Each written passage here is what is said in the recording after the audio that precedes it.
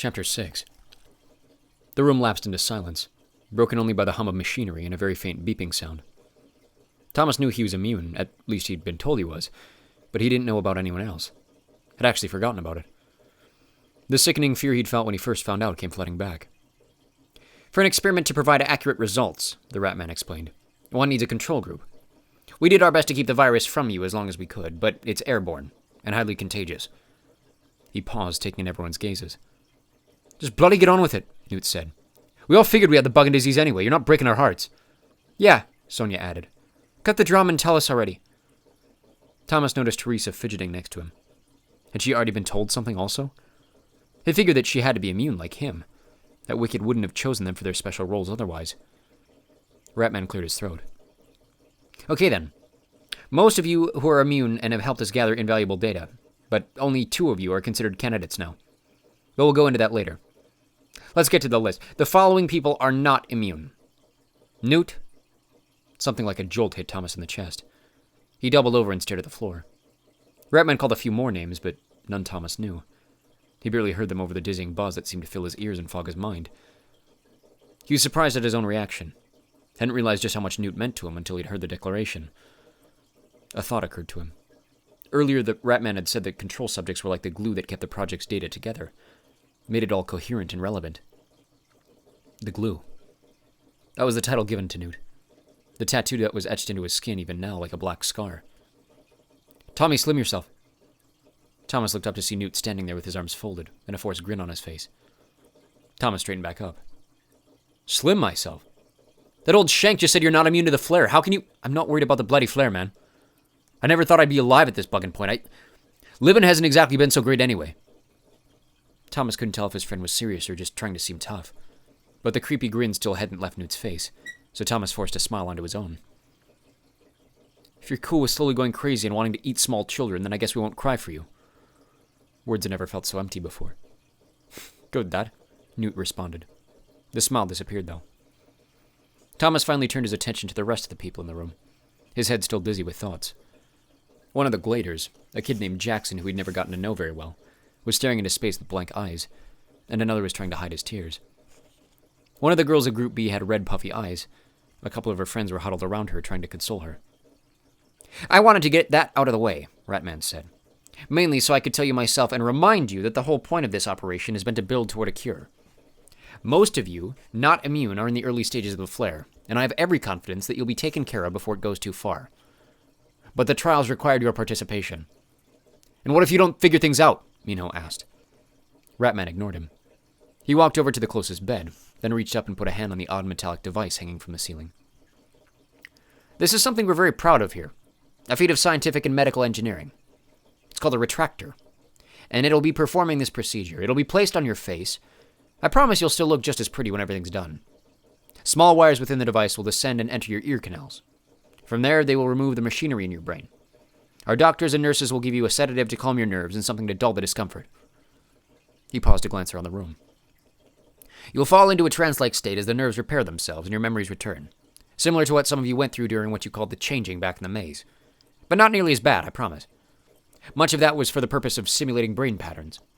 We have several more rooms like this one, and a whole team of doctors waiting to get started. Now, I'm sure you have a million questions, but most of them will be answered by your own memories, so I'm going to wait until after the procedure for any more Q&A. The Ratman paused, then finished. Give me just a few moments to make sure the medical teams are ready. You can take this time to make your decisions. He crossed the room, the swishing of his white pants the only sound cutting the silence, and disappeared through the first steel door, closing it behind him. Then the room erupted with a noise as everyone started talking at once. Teresa came over to Thomas, and Minho was right behind her. He leaned in close to be heard over the buzz of frantic conversations. You Shanks know more and remember more than anybody else. Teresa, I've never made a secret of it. I don't like you. But I want to hear what you think anyway. Thomas was just as curious to hear Teresa's opinion. He nodded at his former friend and waited for her to speak. There was still a small part of him that foolishly expected her to finally speak out against doing what Wicked wanted. We should do it, Teresa said, and it didn't surprise Thomas at all. The hope inside him died for good. Feels like the right thing to me. We need our memories back so we can be smart about things. Decide what to do next. Thomas's mind was spinning, trying to put it all together. Teresa, I know you're not stupid, but I also know you're in love with Wicked. Not sure what you're up to, but I'm not buying it. Me neither, Mino said. They can manipulate us, play with our shuck brains, dude. How can we even know if they're giving us our own memories back or shoving new ones inside of us? Teresa let out a sigh. You're missing the whole point. If they can control us, if they can do whatever they want with us, make us do anything, then why would they even bother with this whole charade of giving us a choice? Plus, he said they'd be taking out the part of the brain that lets them control us. It feels legit to me. Well, I never trusted you anyway, Mino said, shaking his head slowly. And certainly not them. I'm with Thomas. What about Eris? Newt had been so quiet, Thomas hadn't even noticed that he'd walked up behind him with Frypan. Didn't you say he was with you guys before he came to the maze? What does he think? Thomas scanned the room until he found Eris talking to some of his friends from Group B. He'd been hanging out with them since Thomas had arrived, which Thomas figured made sense. Eris had gone through his own maze experience with that group.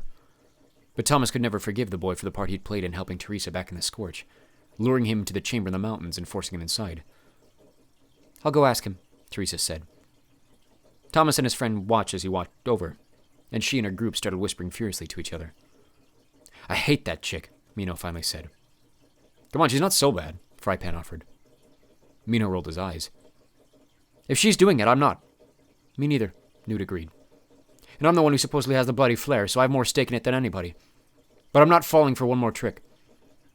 Thomas had already settled on that. Let's just hear what she says. Here she comes. Her talk with Eris had been short. He sounded even more sure than us. They're all for it. Well, that settles it for me, Mino answered. If Eris and Teresa are for it, I'm against it. Thomas couldn't have said it better himself. Every instinct he had told him Mino was right, but he didn't voice his opinion out loud. He watched Teresa's face instead. She turned and looked at Thomas. It was a look he knew so well. She expected him to side with her, but the difference was that now he was suspicious about why she wanted it so badly. He stared at her, forcing his own expression to remain blank, and Teresa's face fell. Suit yourselves. She shook her head, then turned and walked away. Despite everything that had happened, Thomas's heart lurched in his chest as she retreated across the room. Oh, man. Frypan's voice cut in, jarring Thomas back. We can't let them put those things on our face, can we? I'd just be happy to be back in the kitchen in the homestead. I swear I would. You forget about the Grievers? Newt asked.